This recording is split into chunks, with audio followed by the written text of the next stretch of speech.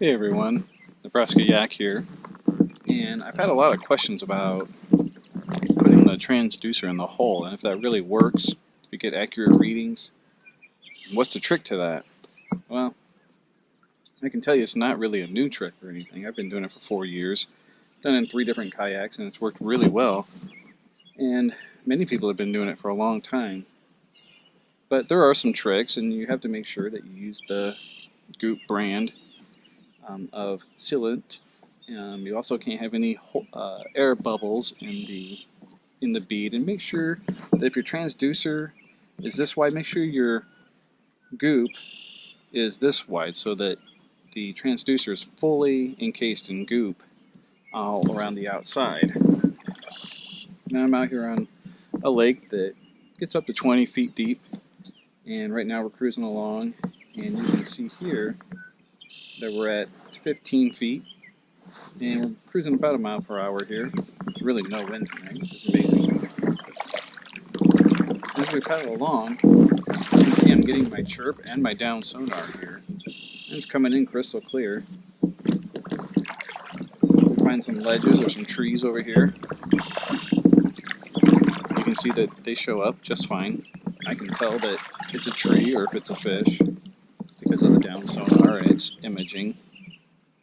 This is all working really quickly. It's also telling me the temperature of the water right down here, 62.2, and it's giving me a very accurate readout of what's in the hole. Now I know there's a sunken tree here, so let's go over it, and I'll show you just how it shows up.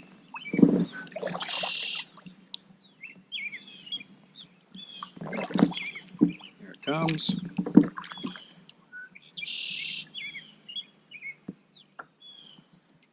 There it is. Look, it looks like a tree. I know that's a tree down there. I know that's not a big ball of bait fish or anything like that. It's a tree, and it looks perfect. And it's picking up my depth really quickly. Now at 9 feet, 8 feet, just came up over a hump. And eventually we're going to go down here. It's going to be about 20 feet, and we're going to see some fish on the bottom. So let's take a look. See how accurate it is. Here's our drop. We're going down.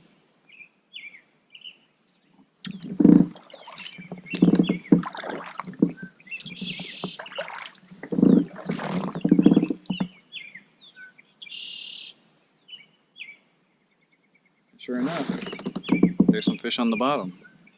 They're all sitting down there because it's really cold. There's an arc. There's a bunch of arcs. There's a stack of them right there. So I can throw a slow crank through here, really deep at about 16 to 20 feet, and I'll probably catch one of those.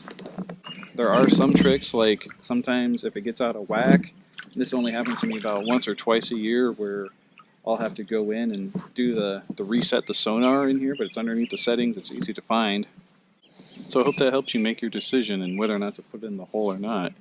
As you can see, it's very accurate, and if done right, it'll last you forever.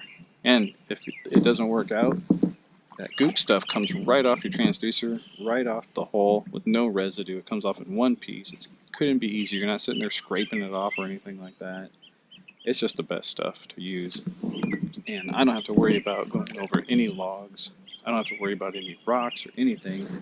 If it's in my scupper hole or if it's underneath or over the side, I can go through tight trees. It doesn't matter. This thing just works great. So, hope that helps, and I'll see you guys on the water. Bye.